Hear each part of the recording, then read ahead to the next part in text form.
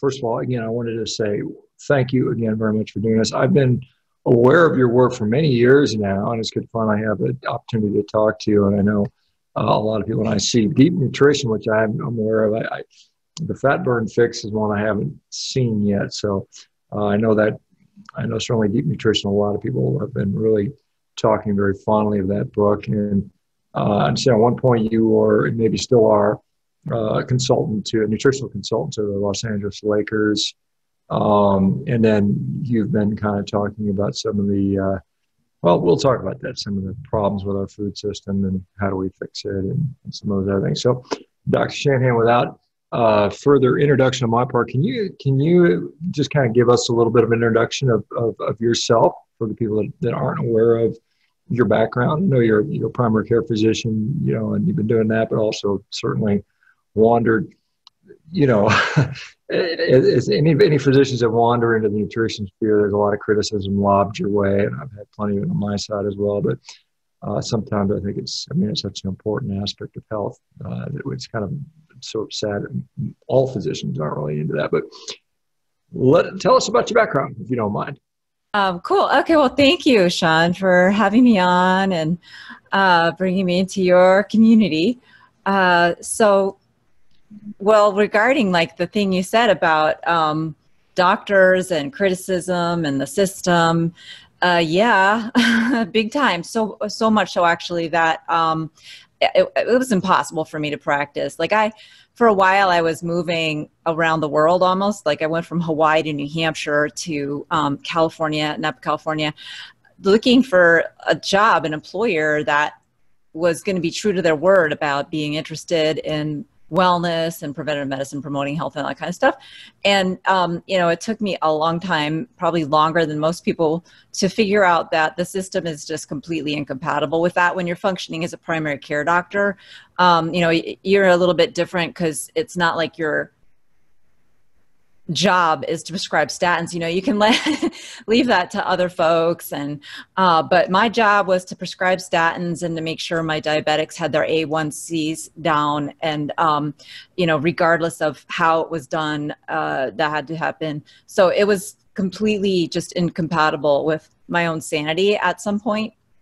So I had to, really, I was rescued by my current employer who, I work now for, I'm in Florida, and I work for Florida's largest and oldest family-owned company, which happens to be a wine company. So they have 1,600 employees, and they were watching their healthcare costs just skyrocket. They went from something like 20 years ago, to, 1 to 2 million a year in the early 2000s, and then it was like doubling and tripling every 5 years or so. So now it's somewhere around 8 million.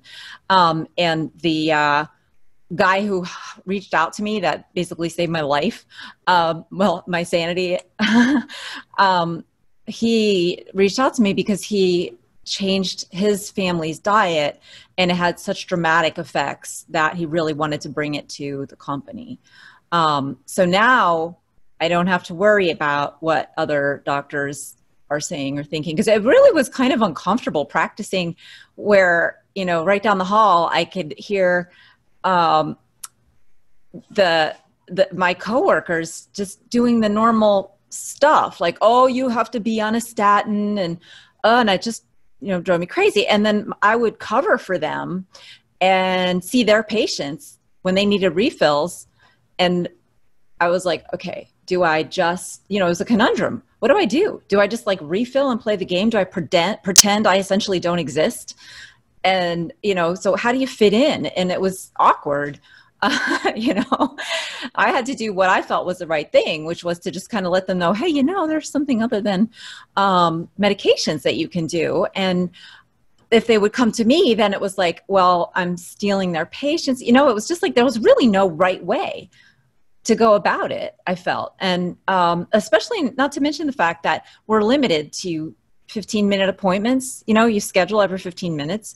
And once patients recognize that you're interested in this nutrition world and you're like one out of 1,000 doctors that might be in their area that they don't want to leave, right? So it was always more questions, more questions, more questions. And I'd be like, well, I got a full waiting. I'm sorry, our time's up. But it just became like a source of stress to actually be able to really help them. So it was just insane. So now what I'm doing is working for the company, however I see fit, to try to bring about like this cultural shift in awareness of what good food really is, and a different sort of a value around healthcare. So it's a very challenging challenge, but it's a lot of fun. I'm not going to complain. It's very rewarding that somebody might have just read a course I put together, and I'll hear from somebody like, oh, so-and-so lost 80 pounds after reading your courses. That's really rewarding. And then if they want to work with me, if they have more complicated stuff, then I can just see them as often as necessary. So we can do some really major work together in a realm where, most who could normally do this would be in upper socioeconomic stratas. But this is folks who are making $14 an hour. So that I feel like is a rare thing. Has its own set of challenges, that's for sure. Yeah, there's a lot of stuff in there that I can certainly empathize with. And one of the things, I think is an important thing you brought up is, this fact that we sort of focus on these different markers, whether it's glucose, whether it's cholesterol level, whether it's even body fat or blood pressure. How we do it is probably just as, how we improve those numbers is probably just as important or more important than the actual number we get to. I mean, there was the Accord trial looking at diabetics, and, they aggressively managed their blood glucose, and the mortality outcomes were worse.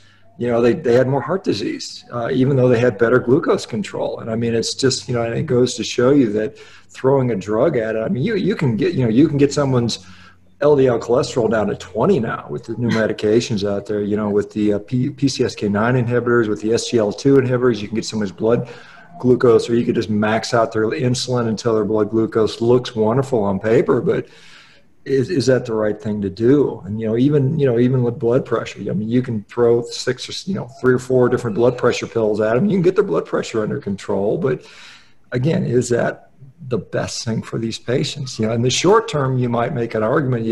Sometimes they're in this life-threatening situation when their blood pressure is 200 and they're looking at a stroke.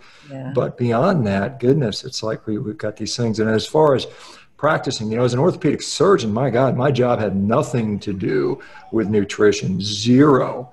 I mean, it was like, give me a hammer, give me a saw, and just, we don't care. As orthopedic surgeons, we're like, give me something to hit with a hammer and I'm a happy man. But once you start realizing all you're doing is just, you're putting Band-Aids on. These are all these knee replacements and fancy toys we have. And, I mean, it's just Band-Aids on chronic disease. And the orthopedic, wear and tear, arthritis, peripheral neuropathy, tendinopathy, it's the same thing. I mean, it's just it just manifests itself in the other way. Tissues are just falling apart because of lifestyle nutrition factors. And then you bring out the point that most people, we still debate this for the physicians that actually care about nutrition.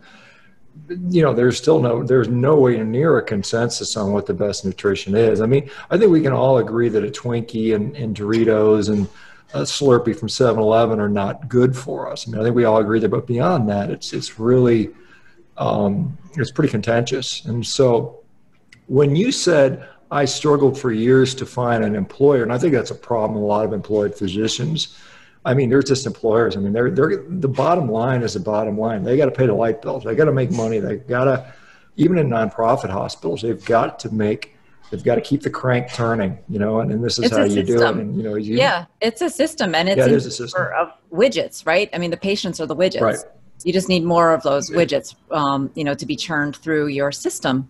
And I actually worked, one of the places I worked, they literally said, it was a religious hospital. I forget what order it was, but they literally said, we don't pray for people to get sick, but we do pray for people to come into our hospital and then get out, as quickly as possible. I mean, what They literally said that, like it was okay to say that kind of a thing, because, you know, obviously they need their widgets, right? And so it's ridiculous. The alignments of interest are not examined, and there are no alignments of interest, right? The hospital doesn't want people to be healthy.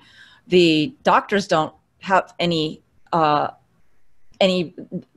feedback, positive feedback for their patients who are healthy, right? Like when I was in Hawaii, I had one of the lowest hospital admission rates. My patient population, I was almost never in the hospital, because none of my patients were hardly ever in the hospital.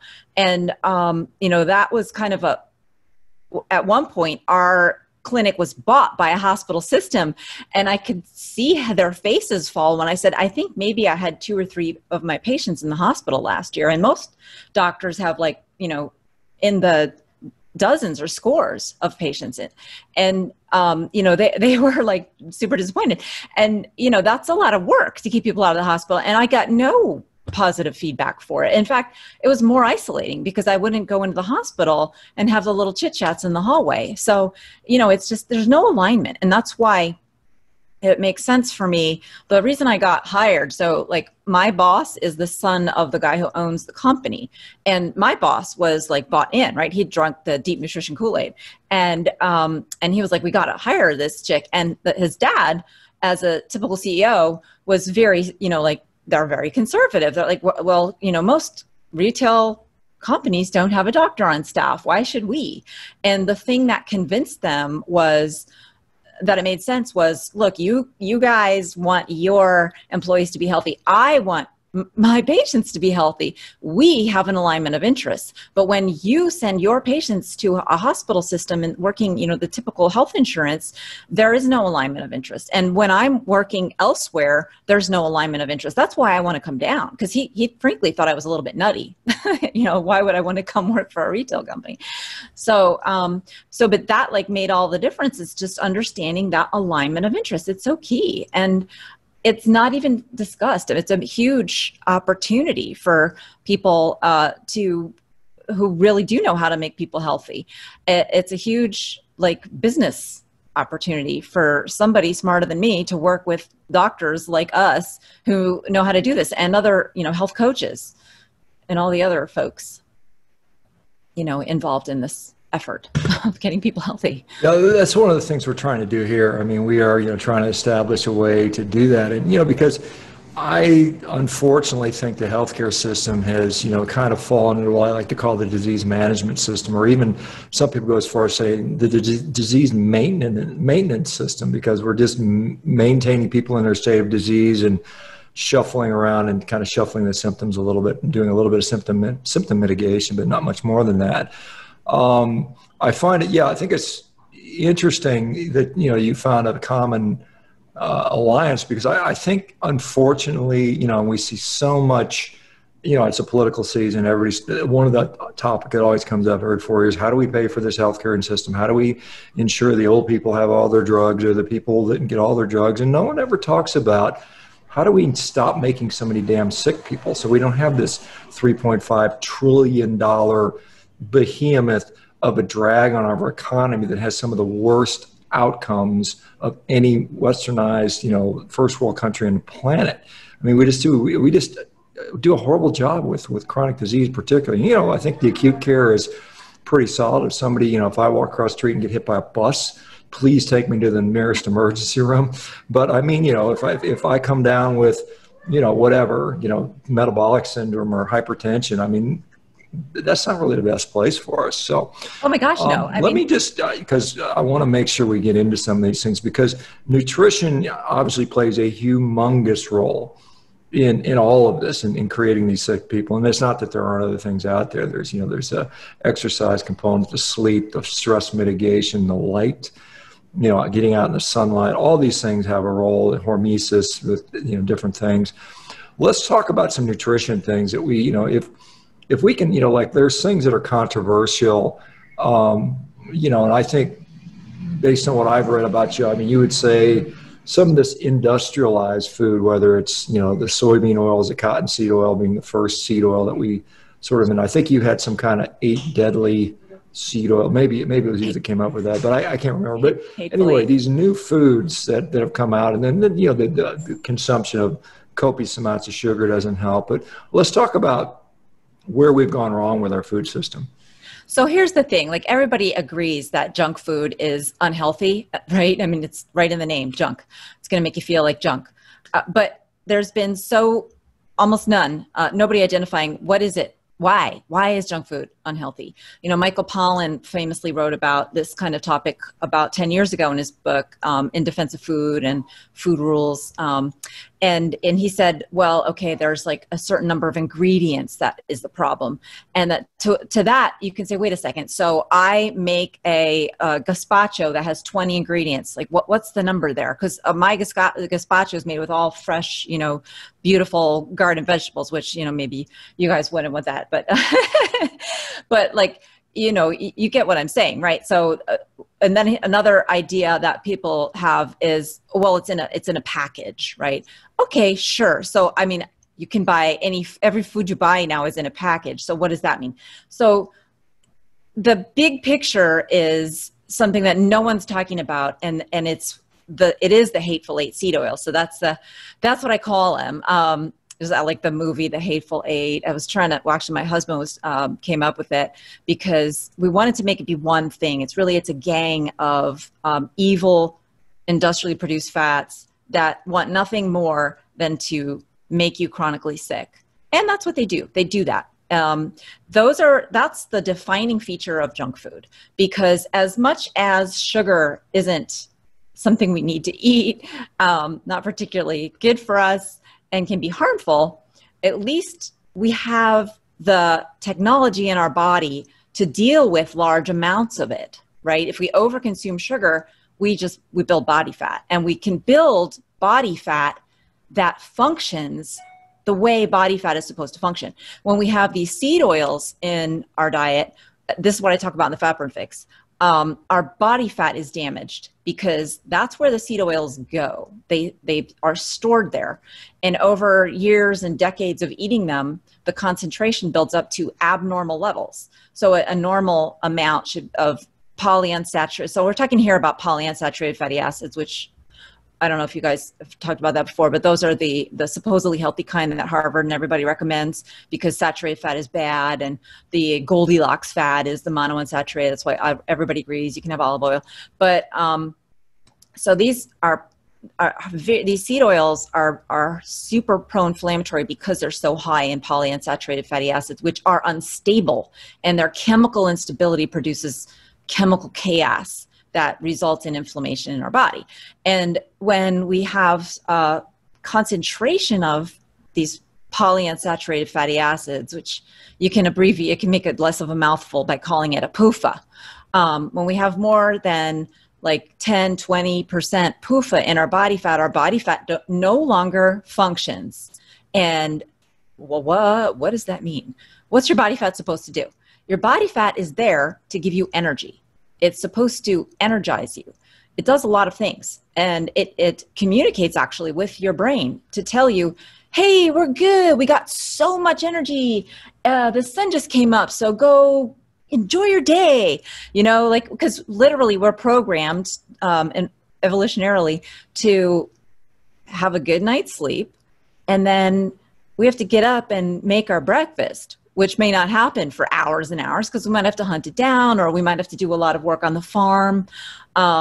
So that body fat failure that occurs when we consume seed oils is the underlying cause of the vast majority of chronic diseases.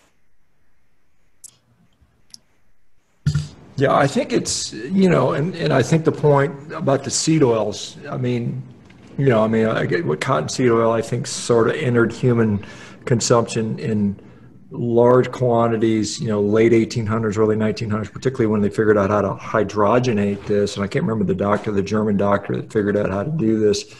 I think he went on to do some other kind of crazy things too that weren't particularly good for us. But that's interesting, and I've read that as well about these fats. And I think there've actually been human biopsy studies looking at the fat content of humans, and seeing a dramatic shift in what our human body fat composition is today versus say the 1950s when we started, when Eisenhower had his heart attack, and then everybody decided that, oh, by the way, disregard the fact that he was smoking 3 packs of cigarettes a day. Let's blame it on, saturated fat. And we went into this, I would say craziness that we've still been kind of brainwashed into. But because, when we talk about polyunsaturated fats, I think it's important to distinguish the fact that these seed oils, I mean, they're not, no humans were eating cottonseed oil or soybean oil or, canola oil, even 200 years ago, not to mention 50,000 or 100,000 years ago. And it wouldn't, how would you store it? I mean, a lot of things you have to store in these dark containers so they don't get oxidized. And so we don't have that. But polyunsaturated fatty acids exist in pretty much any natural food. I mean, it's in fruit, it's certainly in meat, it's in seafood. I mean, it's in, nuts. So we do have some that's in nature. I mean, there's rarely a food. I don't think there's any foods out there that are purely one fat. I mean, they're usually a combination saturated, unsaturated, and monounsaturated.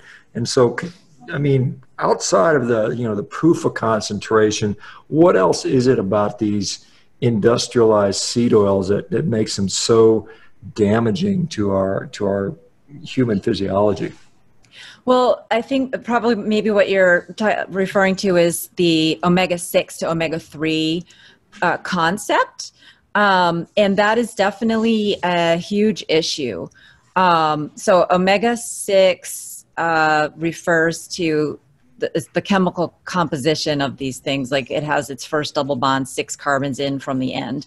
And omega-3s have their first double bond, 3 carbons in from the end. Yeah, who cares, right? Well, so the omega-6s are supposedly the more pro-inflammatory, and the omega-3s are supposedly the more anti-inflammatory. And I say supposedly because it's not 100% like that.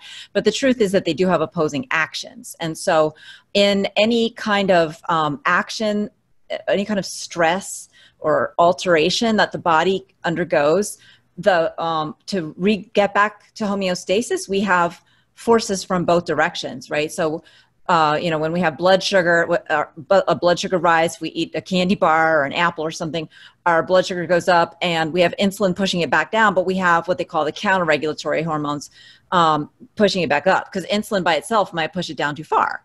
And then so you have to have the counter-regulatory hormones. And so you need the anti-inflammatory and the pro-inflammatory also to occur, so that, like, for example, if you prick your finger or something like that, you don't bleed forever and ever. So you need the pro-inflammatory there so that you stop bleeding, because it's the pro-inflammatory forms the clot. But you also need the anti-inflammatory so that little clot doesn't spread throughout your body, and like Ice Nine and Kirk Vonnegut, you become just basically a crystalline statue of blood. Yeah, it was Ice Nine. Anybody remember that? It's from Kirk Vonnegut's Cat's Cradle. It's kind of a creepy sci-fi thing. I'm a sci-fi fan. Anyway, so the omega-6 to omega-3 ratio is talked about very, very often. It's very important because we've been eating a lot of soy and corn that have just so much more omega-6 and very little omega-3. And when we're eating animal fats for our source of omega-3, like fish and seal and other animals that were naturally grazed, or like these days, like game animals, they actually have, many of them have more omega-3 than omega-6. So we're way out of balance on that.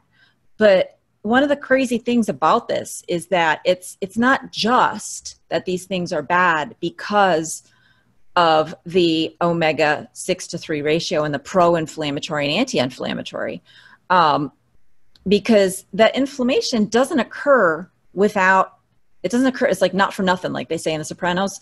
There's something has to happen for that kind of inflammatory cascade to be a problem.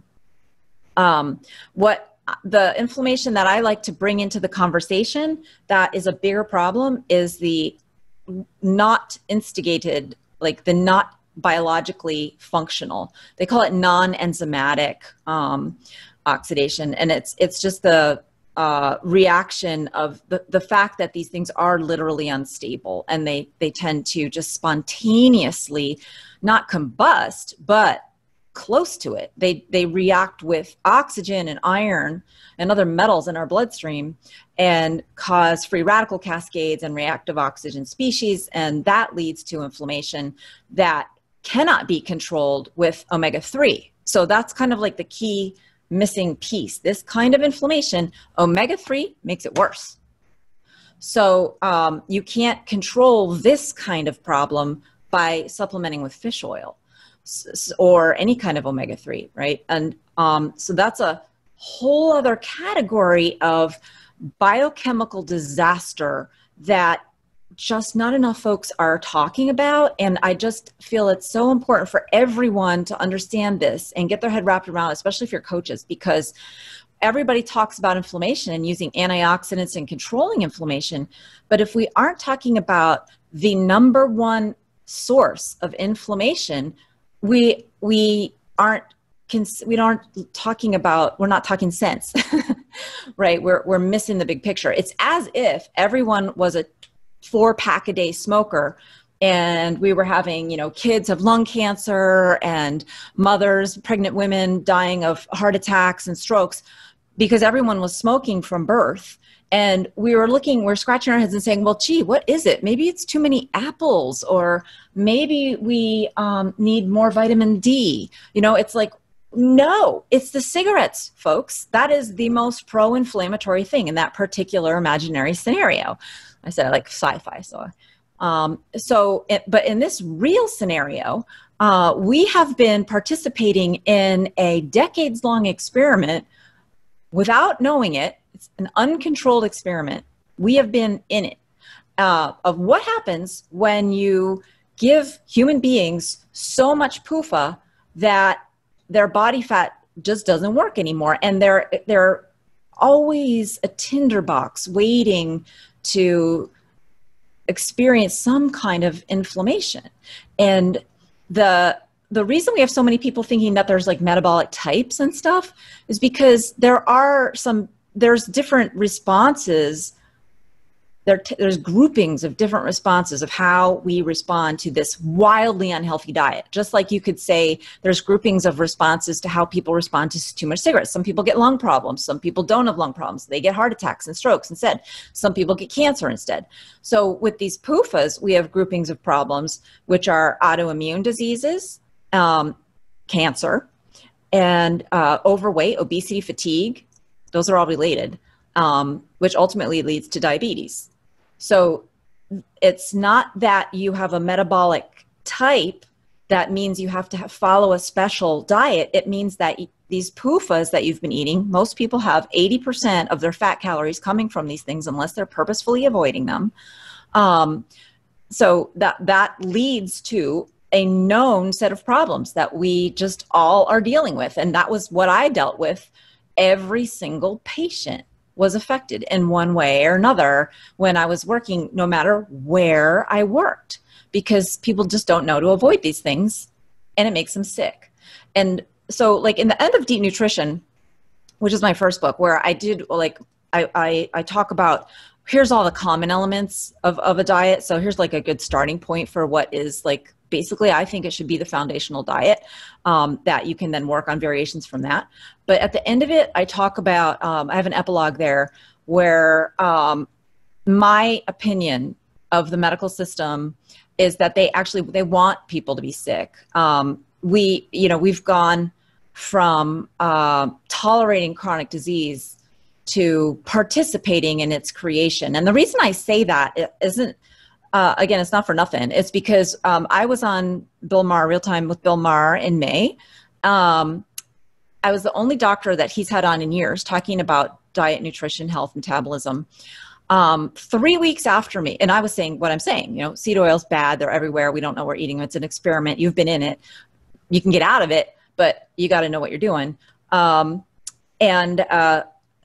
then 3 weeks after that, they had Dr. Dariush Mozaffarian on from Tufts School of like nutrition and metabolism, right? He's like, this guy is a font of knowledge, you would think, on nutrition and metabolism.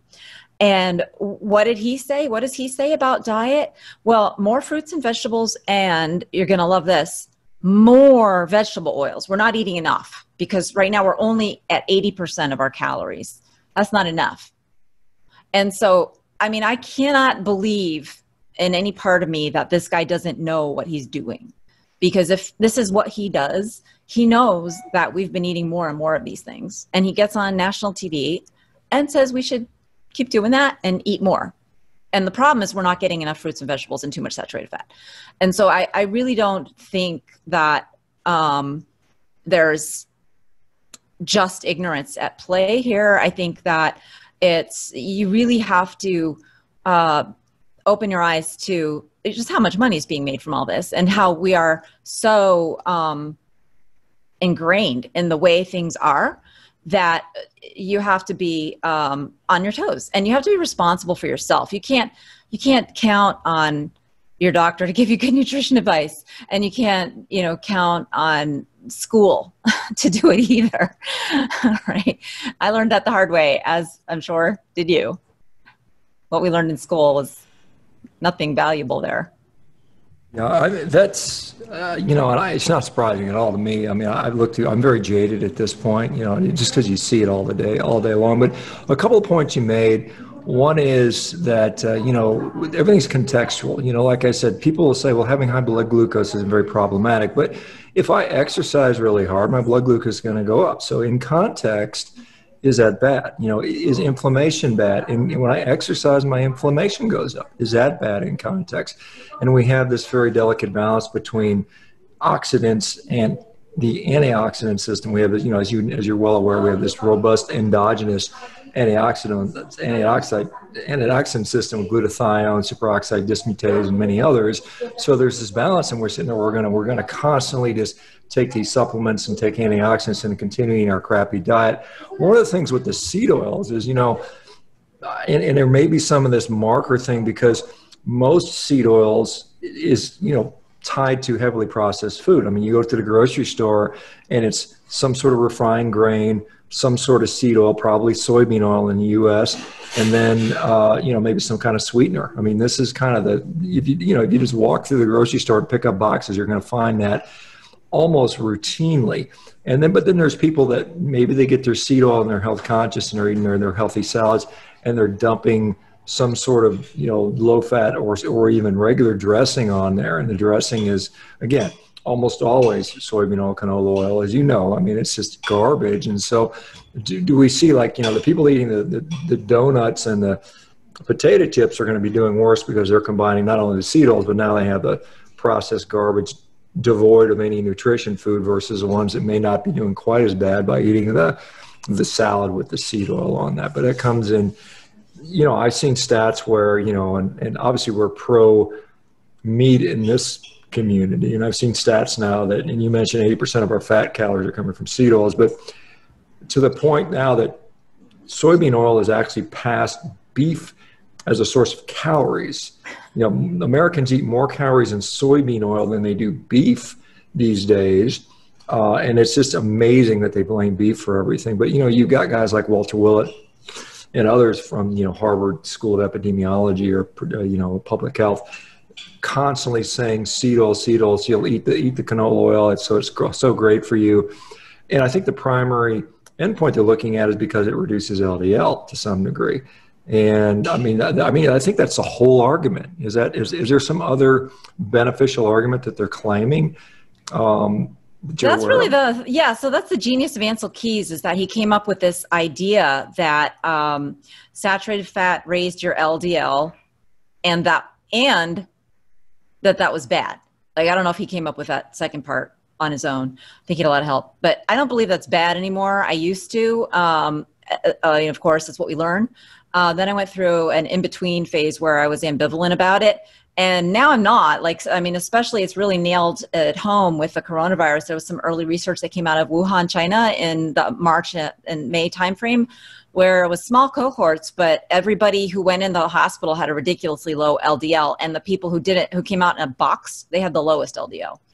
And that, you know, so in other words, we need to have plenty of LDL. We need to be able to, what LDL does is something special, that it actually feeds the immune system more directly than the other lipoproteins.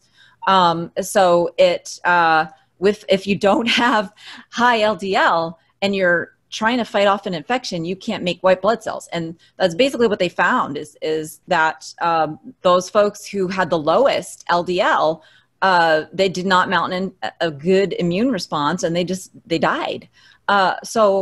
The seed oils lower your LDL, and they do that by poisoning the whole thing that I call a lipid cycle, which is how these fats circulate in your body. I talk about that in both my books.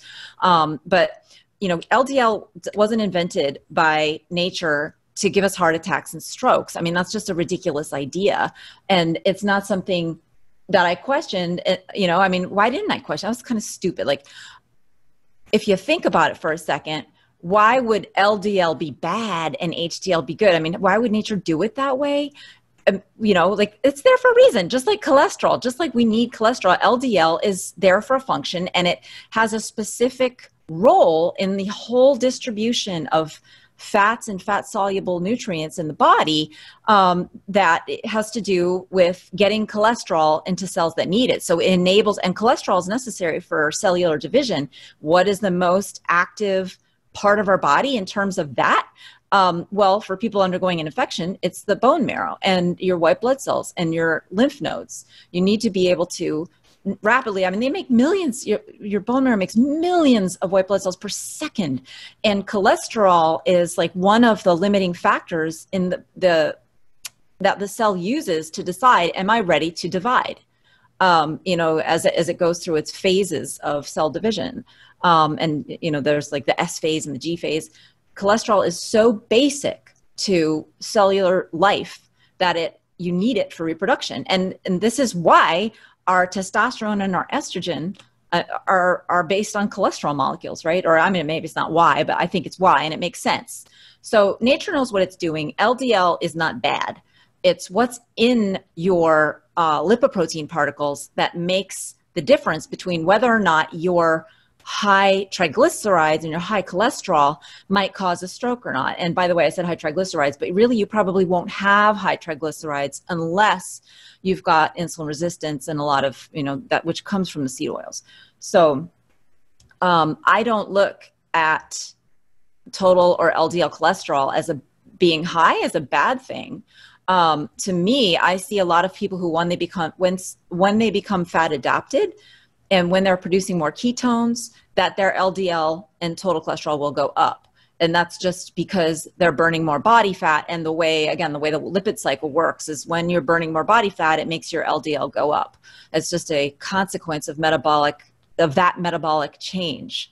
And so, you know, it's a totally good thing. What's bad is a high triglyceride to HDL ratio, and that's a whole other conversation. But it totally reverses when you get the seed oils out. You don't even have to have people so much cut back on their fructose and a lot of things that people talk about with causing insulin resistance. But of course, the two combine together and damage your liver. But the seed oils are the worst. And there's so many animal studies that just show that without even a high carb diet, you can give animals, you can create insulin resistance, prediabetes, diabetes, the whole thing, just by altering the fatty acid composition that the animal is eating.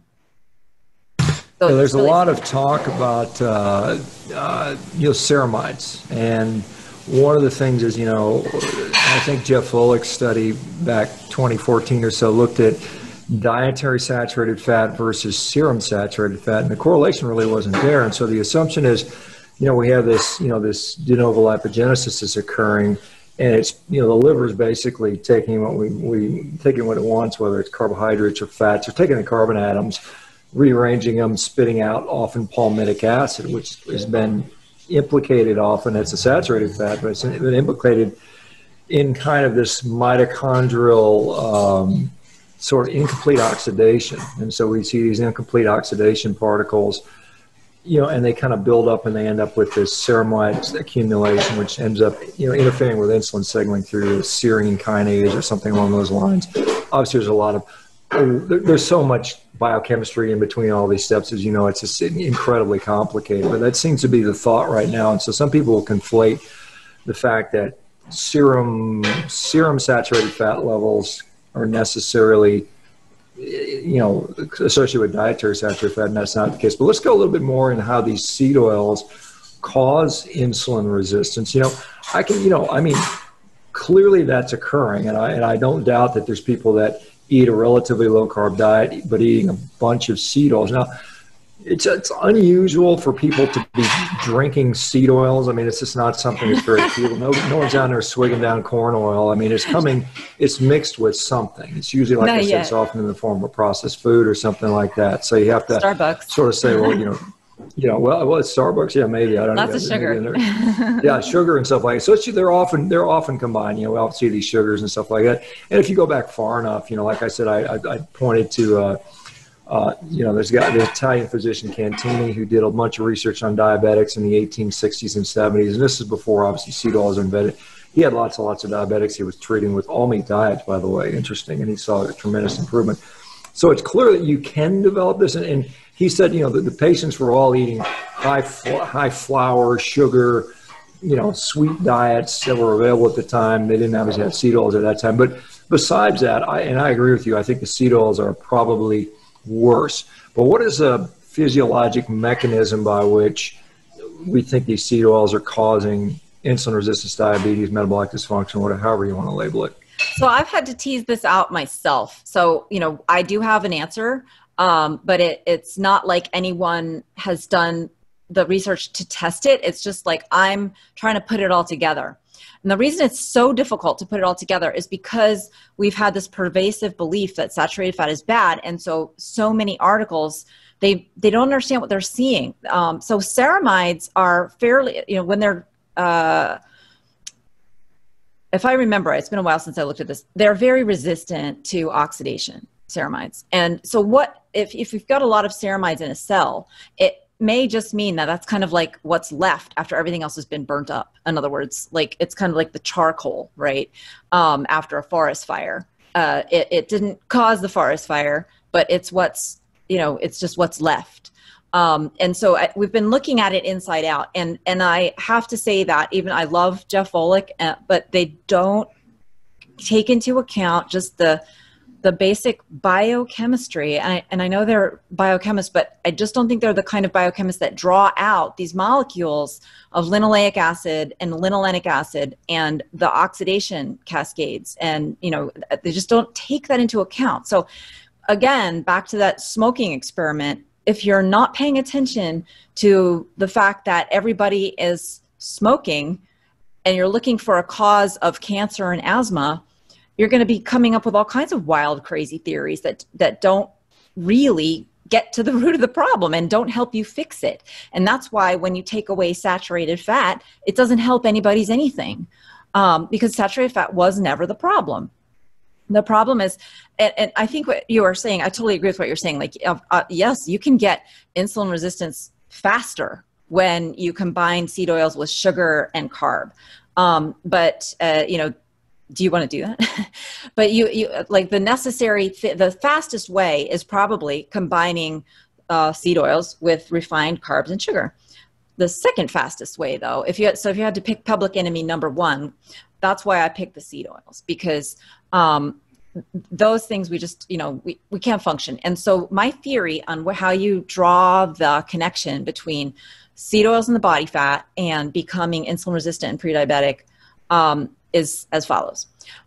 When your body fat is so saturated with PUFA, it gets to a certain point that these PUFA, well, there's one thing you have to know before this will make any sense. When your mitochondria are forced to burn PUFA, it shuts down ATP production within minutes. Okay, so they've done studies that are isolated liver cells, and they just feed them with physiologic amounts of different fatty acids.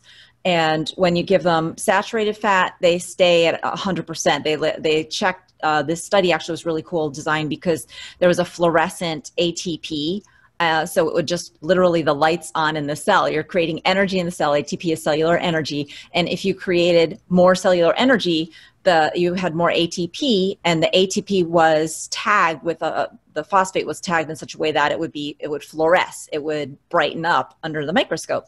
And so when the cell was producing more ATP, it was brighter. So just saturated fat, it stays at baseline 100%. Monounsaturated fat, interestingly, went up. And there's reasons for that are also hypothetical, but to me, they make sense. There's no mystery. Biochemistry explains it. If anybody's interested, we can talk about that. But then when you added the most common PUFAs in soy oil, which are the 18-6, so the omega-6 called linoleic acid, that brought within something like 30 minutes, it brought the energy production down to, it was like 40% of what it had been.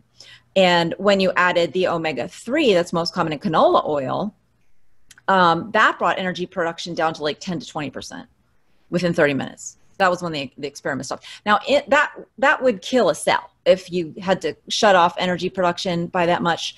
So if it ever happens in the body where you get that much damage to the mitochondria, what happens is that the PUFAs, they literally start blowing apart because, as I mentioned, they are unstable. They react with oxygen.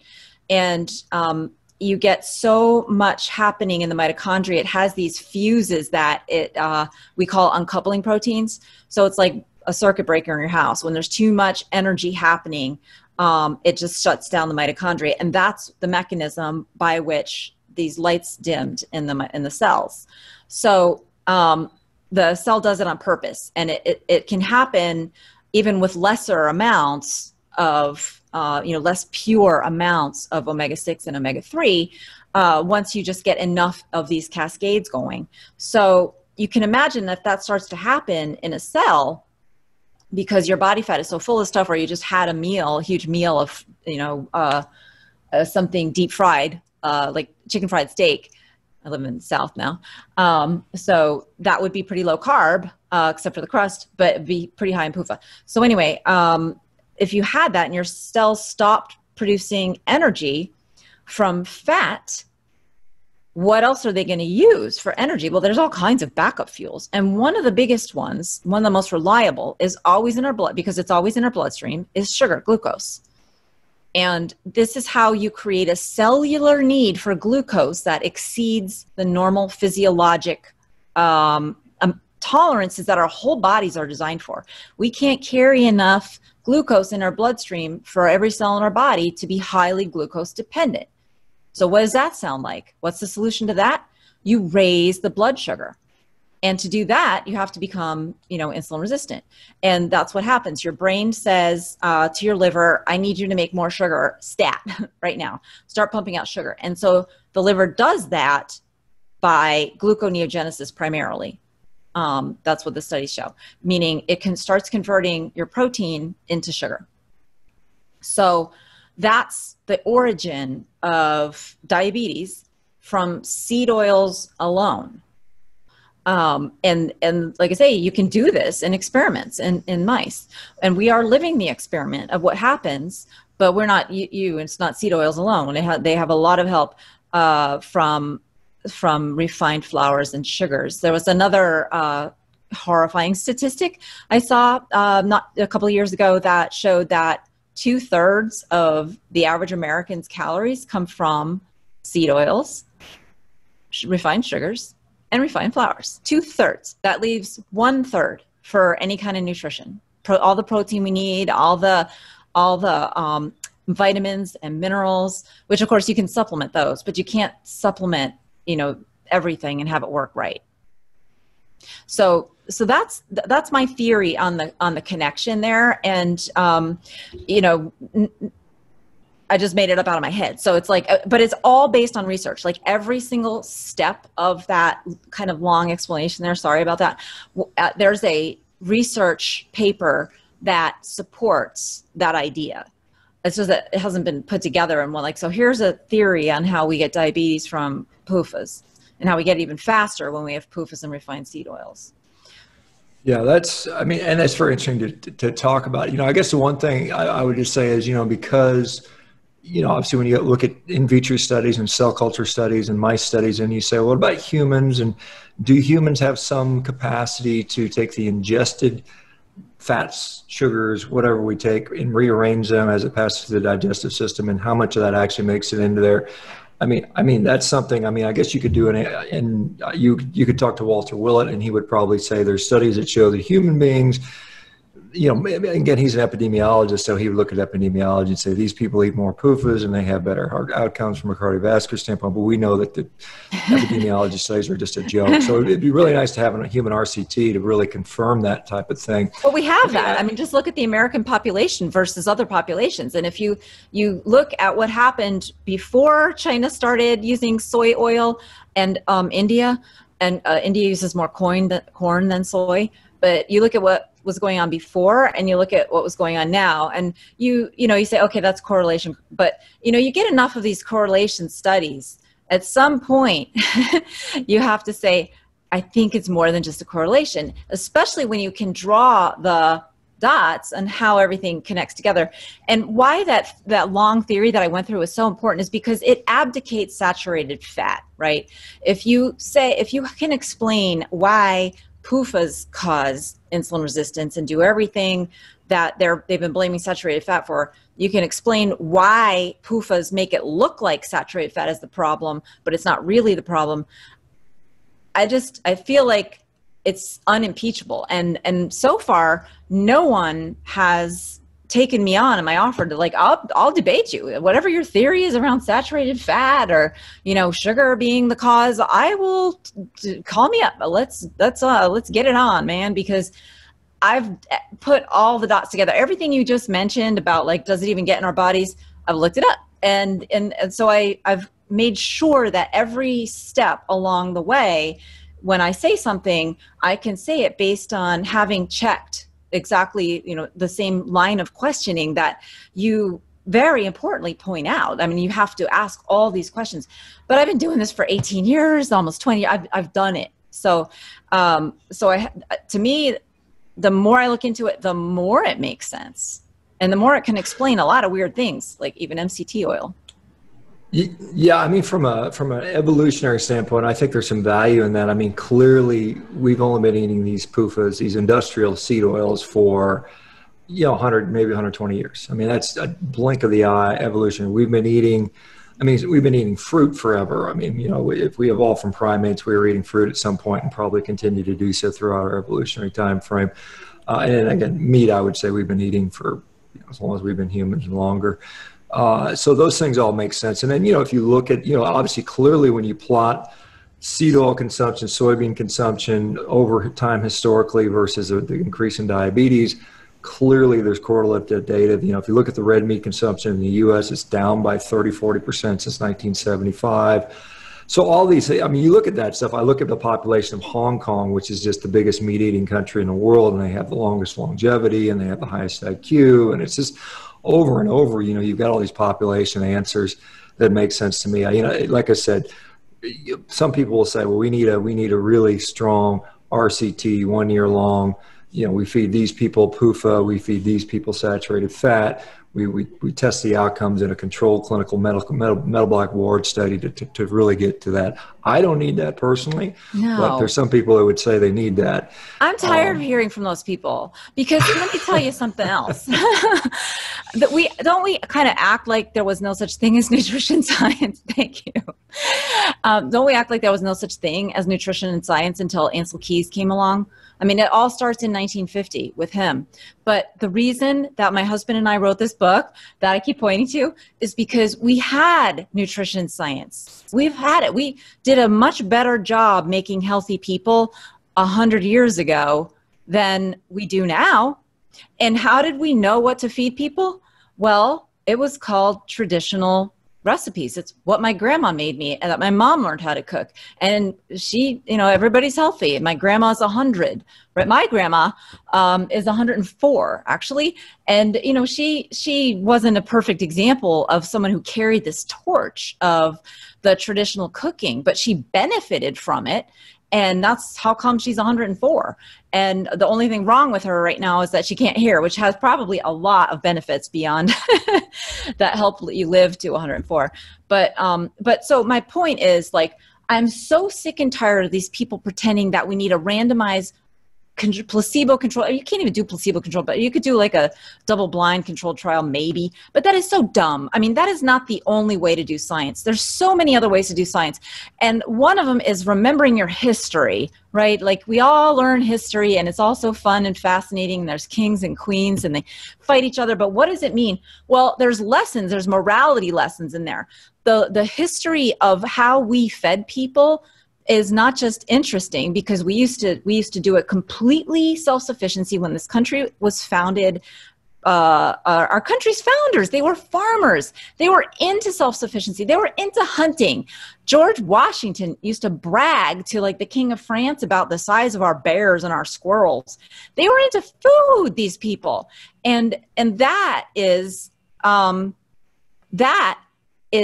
attitude that kept them alive, right? That they respected nature and they respected what their ancestors did. They recognized the value of it. They just used their common sense, and they didn't look to these experts in their ivory towers to declare science valid, right? So yeah, I have to tell you, when I look at nutrition science in general, and 85% of it's epidemiology, which I think is not science. I mean, I think it's just silliness. There's a question that they've asked, and I really want to, if you have a moment. So we have these polyunsaturated fats, oxidized polyunsaturated fats, damaged fats, whatever. I mean, there's things that occurs, aldehydes or whatever. That accumulates in our fat. It stays around for I don't know how long. I mean, there's different, I've seen up to several years. What does the data show about how long it takes for these things to get out of our system? And is there anything we can do to facilitate that? Obviously not continuing to eat them would be the most important thing, but is there anything beyond that sort of speeds up their removal from our tissues? Yes. So when you're normal weight, it probably takes about 4 years, right? But you might be like, oh my God, 4 years? I can't wait that long to see the effects of a diet. Well, the good news is that you don't have to wait that long, because the minute you start eating healthy, you give up on this idea that fat is bad. And if you do go on a carnivore diet and get plenty of healthy fats, you're only going to be getting healthy, animal fats. Then you're eating fats that your body can use, and that's training your body to start being able to release your body fat. You lower your insulin level, you release your body fat, you start using that more often, you're clearing it out faster, right? So if you're on a high carb diet, the fats that you have in your body currently are not going to be the ones that are not going to be released as often, right? So, and you're going to end up, burning the sugar first. Intermittent fasting, low carb diet, these are ways to accelerate the process. If you're lowering your carbs, you have to increase your fat, and it has to be the natural fats that nature has always provided us with, even after farming. So like I'm totally fine with coconut oil, olive oil, even peanut oil. A lot of folks don't understand why I say peanut oil is okay, but I explain all that on my website too. So all of those super healthy fats will help you lower your insulin level, will help you release the fat. You're basically, you want to detoxify your body fat. So that's how you do it. And you eat less often. That means you will be releasing your body fat more often. That's what it's for. So it helps it just run through the system. Now, when people are very metabolically damaged, they can't eat any of that, right? They can't always cut their carbs completely. I'm talking about type 2 diabetics. They can't always. And they also really can't intermittent fast very efficiently. They're just not using their fat. Their insulin levels are too high. So they are still in that sugar dependent mode. And so that's the reason I had to write the Fat Burn Fix, because I was finding just too many people couldn't do very well. Too many people who were too metabolically damaged to just say, great, here's the solution. You know, start eating these healthy fats, cut your carbs down, and, you know, intermittent fast. Too many people just can't quite do that. And they need months or even in some cases years of metabolic rehab to get to the point where they are healthy enough that they can do that. And, you know, there's a lot going on emotionally, because if you're, there's a whole other realm that I think is so under discussed, because everybody talks about sugar being addicting and they mean hedonistically addicting. Like, wow, I love that sweet taste. Give me another hit. But when you're pre-diabetic or diabetic, your brain equates sugar with energy. So it's a metabolic addiction, and that just changes the game in your ability, in your relationship with food. It changes the game on your understanding of even who you are. Like, you might think, I thought I would never be able to walk past you know, a pile of Reese's peanut butter cups. Those were my kryptonite. I would never be able to walk past that without like grabbing one. But that's because I was metabolically addicted to sugar too, in addition to the hedonistic addiction. I mean, sure, now still you get me started with some sugar, I'm going to want more. It's going to be hard to stop. But that's different. And I'm so much more in control of it now that my metabolism is not dependent on sugar. And that's a long road for a type 2 diabetic to walk. And that's, you know, literally something that's very difficult, and people struggle through it and they do well on their own. But I just want to help make it easier for people. And so that's what I've been doing at my job, is I walk them through, here's the first step, here's what you need to do. And I love seeing the changes in people's relationships with food. It's just so amazing. Like people who are like, I'm never going to stop drinking soda. You take my soda away and like, I could see like the daggers coming from their eyes at me. You're saying I can't have my sweet tea. But like a year later, the same person will come into my office and say, well, I just decided it wasn't worth it. I don't want to feel that way, because they feel bad. They feel the difference between feeling good and feeling bad, right? And once you start to heal your metabolism, you realize, oh my God, my whole life I was just so much, not your whole life, but you know, for years I've been suffering and I've been tired and I've been irritable and brain fog and cranky. And when you get that metabolic sugar addiction, you cure it, you start to cure it, you open your eyes to this whole other world that gives you a whole new relationship with food. And that is like my favorite part of this whole thing. When I see somebody get to that point where they don't even want it anymore, that's when I can check off a big win, you know, for like healthy eating. Because like I say, it's one thing, I don't say this, someone else much smarter than me said, it's knowing the path is one thing, but walking the path is the other. And if you're metabolically addicted to certain foods, you cannot stay on that path. So we have to cure that metabolic addiction. And there's a science to it. And I love putting that science into practice. That's what I'm doing. Yeah, and I do still do quite a bit of consultation with people, and the very first thing I say is talk about relationships with food. And we have so many people with these addictions, they don't eat for nutritional reasons, they eat for hedonistic reasons, stress management reasons, entertainment reasons, cultural pressure. But it's the same thing. They're eating something, whether it's ice cream or cookies or pizza or Reese's Cups or donuts or something along those lines. And I agree 100%. You have to get that psychologic addiction, and there's some physiology obviously it's a play, and you call it metabolic rehab. We're probably talking the same language. But when you talk about metabolic rehab, because we do see these people, some people make this transition very easy, and yet some people spend, and I think it does occur, these people that spend decades just being sort of metabolically addicted to the glycolysis and the sugar, you know, the sugar dependence in their brain and other tissues. What does metabolic rehab look like for you in general, and how do you, if you don't mind, kind of walk people down that tightrope till they can get to where it's like they get that? I find it's many months for most people, 3 months, 6 months, something like that. But what has your experience been? So just in terms of the food, there's a psychology to it too, which is a lot more complex. And I'd love to say I have a system worked out for it, but you know, I muddle through that with every patient individually. But but the food part of it, that's easier. You know, we just get it to where their body trusts fat. So that's easy. You just start your day with a high fat meal, whether you want to have it at breakfast time or lunchtime, doesn't really matter. But that's the time where sugar is at its most addicting. It does its most damage. And the antidote, so like something simple would be what I have every day, which is I have cream and milk with a little coffee in it. So it's like probably like 400 or 500 calories. Most of it comes from the cream, and it's raw. I do the whole raw dairy thing.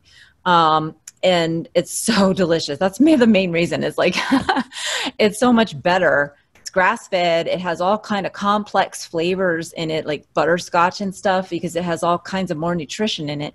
And it's mostly fat for breakfast. And then I don't have anything else all day, but so that's a great example of a breakfast. And then like, let's say somebody is a type 2 diabetic, they might need a tiny bit of like what I call the slow digesting carbs in there. So one of my favorites is Ezekiel Bread, because it's a sprouted grain, and those kinds are radically different as far as the way your digestive system breaks them down than the usual flours.